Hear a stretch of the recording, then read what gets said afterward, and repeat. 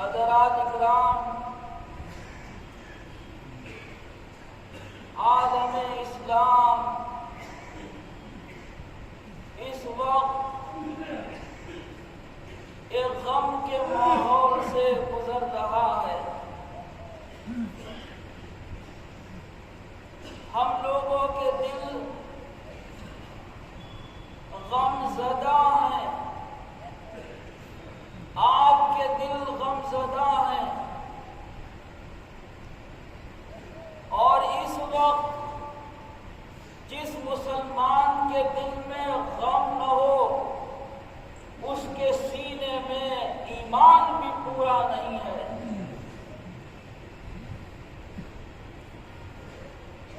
جہاں ایک طرف مسلمانوں کا خون بہ رہا ہو، جہاں معصوم بچے شہید کیے جا رہے ہوں، جہاں مظلوم بے سہارا قسمہ پرسی کے عالم میں تنہا ہو، ان کا کوئی بھی پرسان حال نہ ہو، اور اس منظر کو ہم اپنی آنکھوں سے دیکھ رہے ہوں، تو کیا کسی مسلمان کا دل اس حالت کو دیکھ کر غمزدہ نہیں ہوگا؟ کیا اس کے دل میں ایسی مشکل گھڑی میں خون کے آنسو نہیں ہوں گے؟ اگر ہم میں سے کسی کے دل میں ایسے وقت بھی اللہ کی طرف دھیان نہیں ہے، اگر ہمارے دل میں اس وقت بھی احساس نہیں ہے، تو ہم یہ سمجھیں کہ ہمارے ایمان میں کوئی کمزوری باقی ہے، جس کی وجہ سے ہمارے دل ابھی دکھے ہوئے نہیں ہیں، اور جب تک اللہ تمام دلوں کو دکھا نہ دے، جب تک مسلمان کبھی کامیاب نہیں ہوگا۔ دیکھو مسلمانوں، اللہ کی دعائیں قبول جب ہوں گی جب ہم سب کے دل دکھے ہوئے ہوں گے۔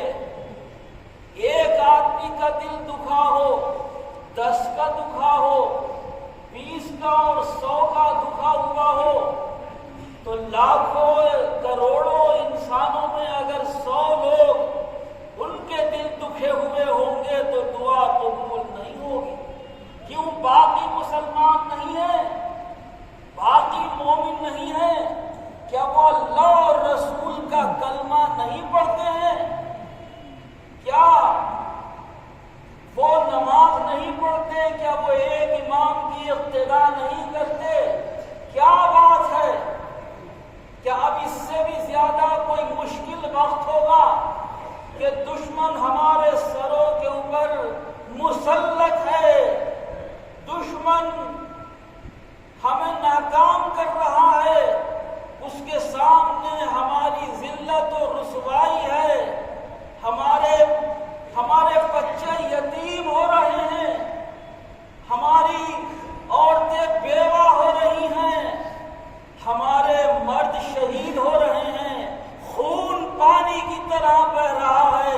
اگر اب بھی کسی کا دل نہ دکھے تو وہ سمجھے کہ میں اللہ کے یہاں یہ دل لے جانے کے قابل نہیں ہوں اور میں مومن نہیں ہوں۔ رسول پاک صلی اللہ علیہ وسلم کا ایک فرمان میں نے ابھی خطبے میں آپ کے سامنے پڑھا ہے، یہ بخاری شریف کی حدیث ہے۔ یہ کہہ کر کوئی اس کو نظر انداز نہ کرے کہ کمزور روایت ہے۔ فرمایا مسلمان کہیں کا بھی ہو، وہ سب ایک جسم کی طرح ہیں۔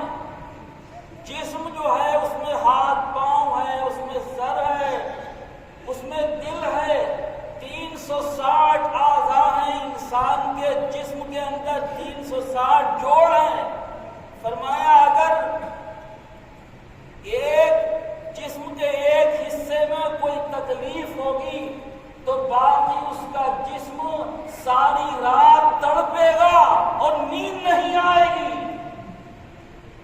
یہ ہے مسلمان کی پہچان، یہ ہے مسلمان کا امتیاز کہ وہ کوئی بھی ہو، اگر دوسرے کو تکلیف ہو تو کم از کم اس کا دل دکھ تو جائے،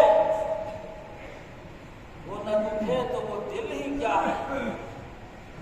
وہ دل کے جس میں محبت نہ ہو بے ذوق، وہ دل کے جس میں محبت نہ ہو بے ذوق، بہتر ہے اس سے سنگ کہ اس میں شرر تو ہے۔ وہ دل جو ہے اس پتھر سے بھی زیادہ بدتر ہے جس کے اندر چنگاری نکل آتی ہے، مگر وہ مومن کا دل کیا ہے جو مومن کی تکلیف سے غم زدہ نہ ہو اور بھر نہ آئے۔ اس لیے بھائی مسلمانوں، آپس کے اختلاف مٹاؤ، ایک دوسرے کو تکلیف دینے کے جو جذبے ہیں یہ ختم کرو۔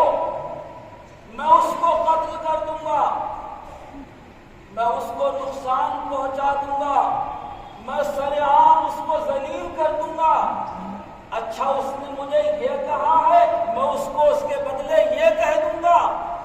جب یہ جذبے ہیں مسلمانوں کے دلوں میں تو پھر مسلمان ایک کب ہوگا؟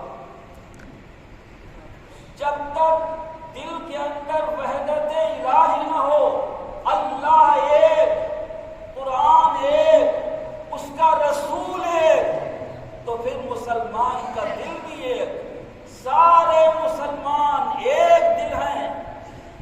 اگر ایک دل نہیں ہے تو یہ مسلمان بھی نہیں ہے۔ دل الگ الگ ہیں تو پھر ان کا اللہ بھی ایک نہیں ہے، ہر دل کا خدا بھی الگ ہے، اور جب سارے دل ایک ہیں تو سب کا خدا بھی ایک ہے۔ جب ہم سب کا خدا ایک ہے تو ہمارے دل ایک کیوں نہیں ہے؟ ہمارے اندر یہ نفرتوں کے جذبے کیوں پنپتے رہتے ہیں؟ اور پھر یہ بھی کہ ہماری دعائیں خدا قبول بھی فرما لے، یہ ہماری بیماریاں بھی چلی جائیں، یہ دل دکھائے جائیں گے۔ جب تک دکھائے جائیں گے جب تک کہ ہم سب اللہ ایک اللہ کے سامنے ایک دل نہ ہو جائیں۔ اتنے لوگ جامع مسجد میں ہیں، کاش ہم سب ایک ہو جائیں۔